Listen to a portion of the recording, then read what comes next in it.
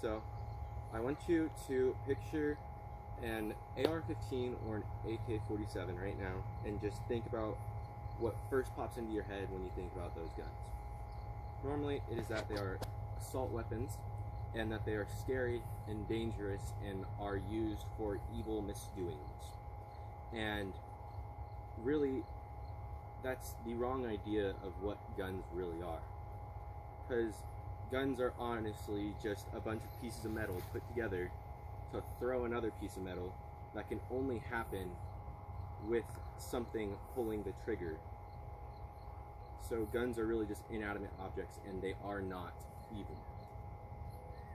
So there's this big old argument that's been going on for the past 20 years that started out as a debate, and now it seems like it's more of an argument in between congressmen. And it's that there are just two sides, and it is the anti-gun, which is the ban the guns, they're all evil, and the pro-guns, which are the if you want to take them, come and try.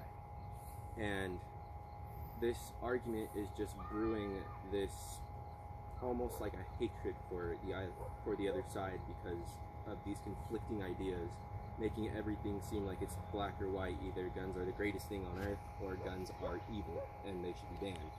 When really, when it comes to this topic of gun control, it should be more of a spectrum.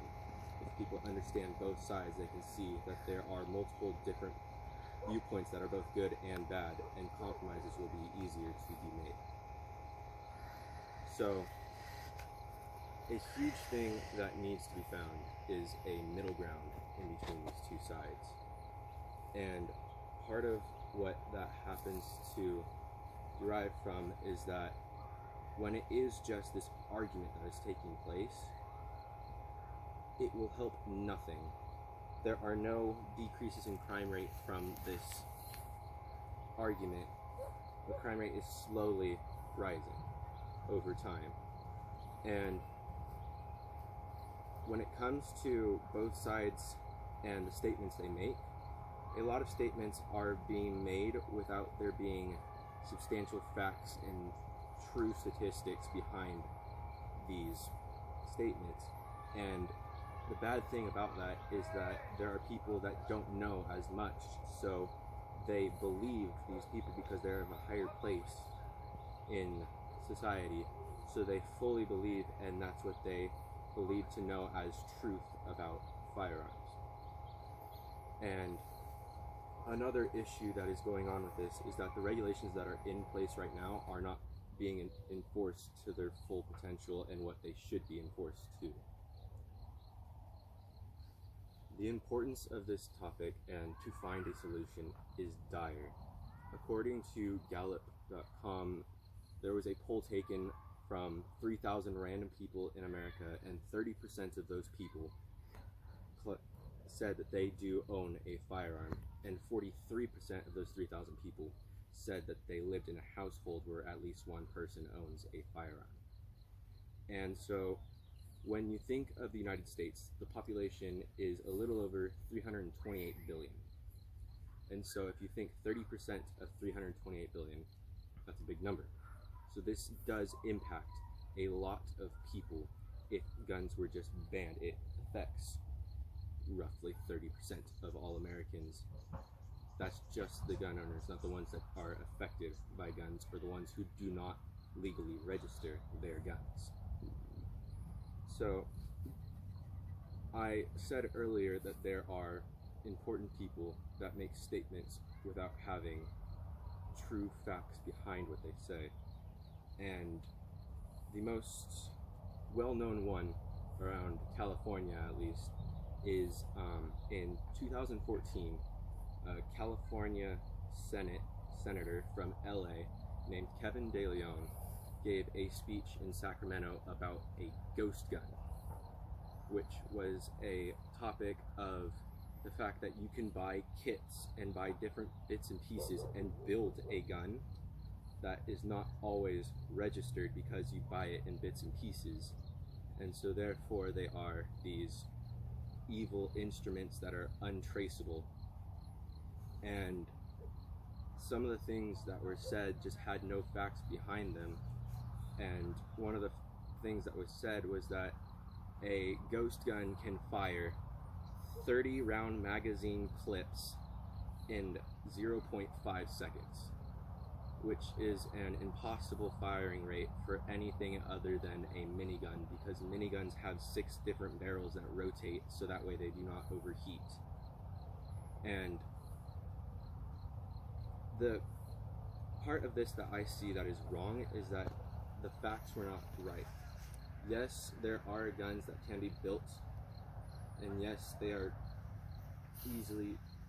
quite easy to buy per se, because they do cost more money and it does take more time to build these kits.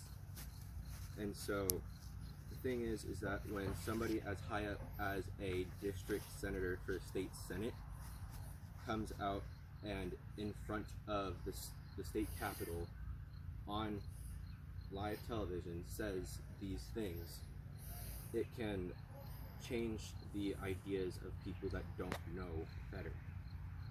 So we really need to have a better understanding of this topic. On the Penal Code 30605 was put in place that banned all possession, sale, and transportation of assault weapons.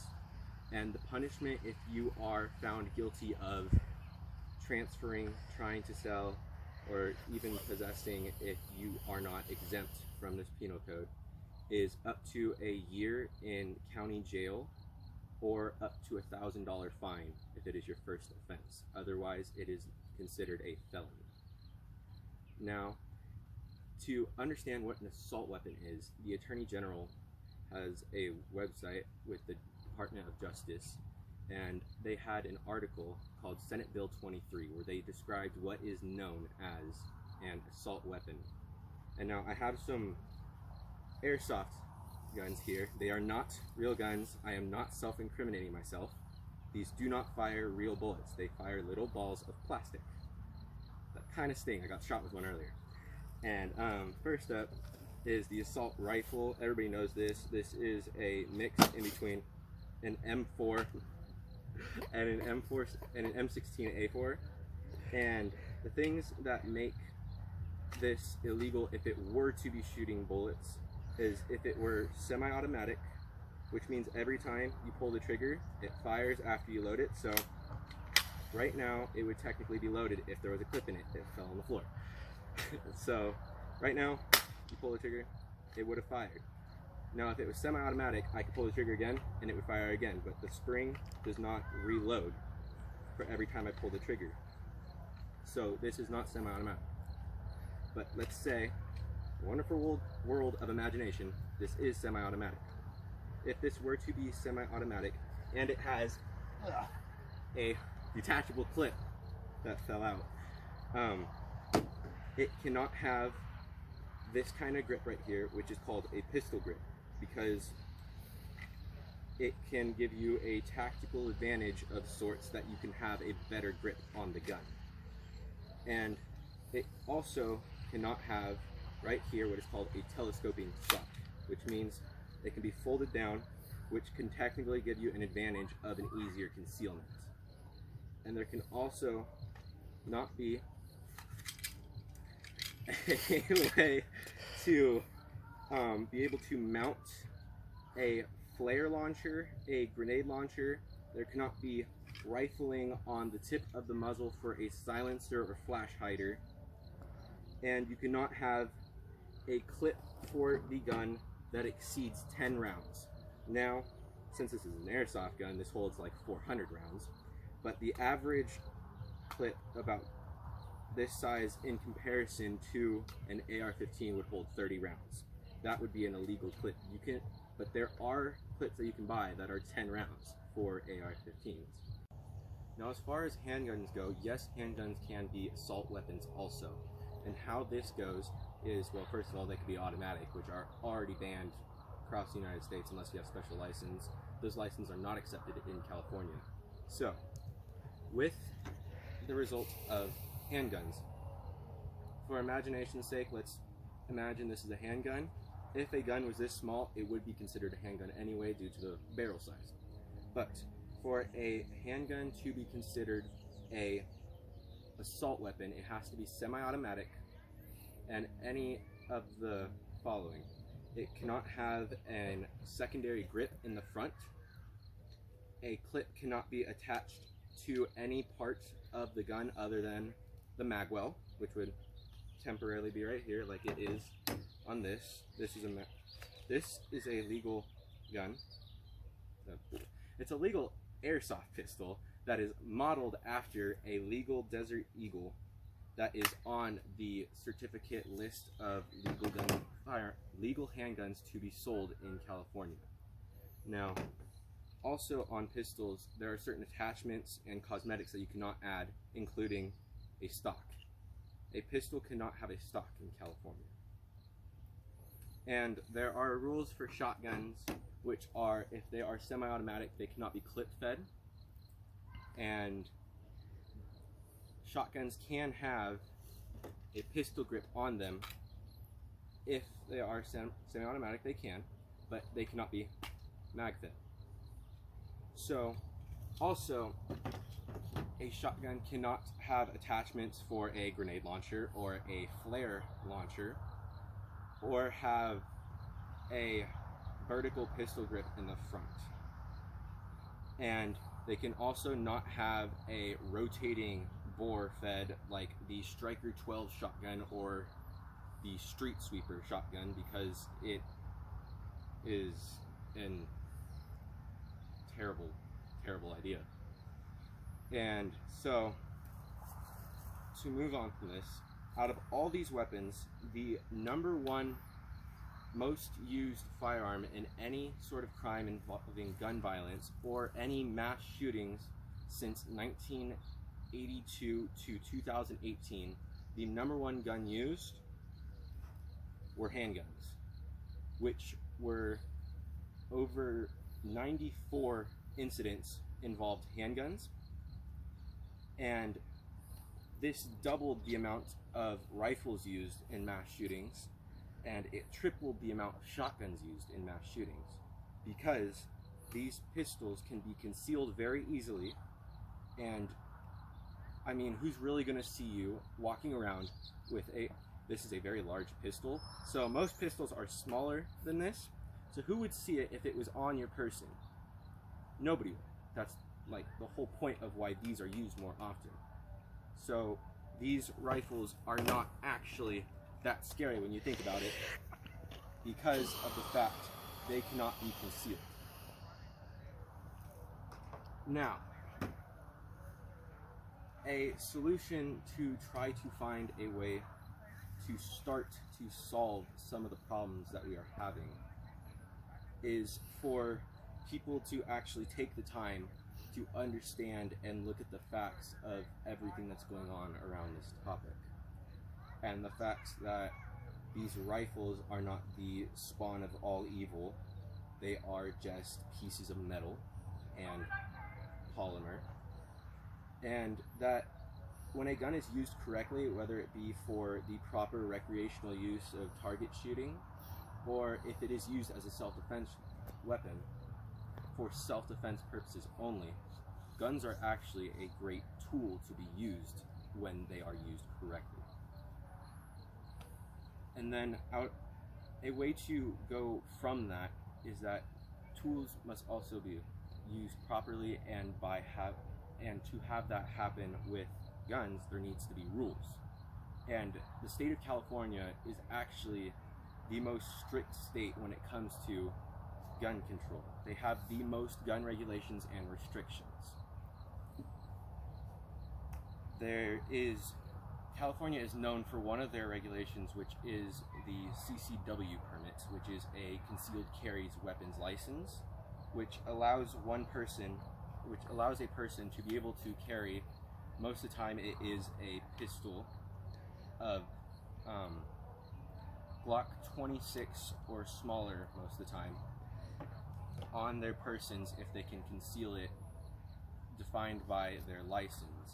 And this is said in Penal Code 26150, which states a person who is applying to get a concealed carry weapons permit must go to the county sheriff to apply, which the county sheriff must deem that he is of good moral character, he is mentally solid, and that he has undergone a weapons training course and a weapons safety course, which can go from 8 hours to 16 hours of total time training, which also includes practicing firing handguns. And after that, they must also undergo a background check, which has already been done to purchase a firearm. And if you do not have a concealed carry weapons permit, the only way legal in California to transport a handgun firearm is to have it, first of all, unloaded if you do not have a concealed carry weapons permit, and it must be in a locked container. That does not mean your center console or your glove box. And so one thing that probably doesn't happen as much as it should is that it is not enforced.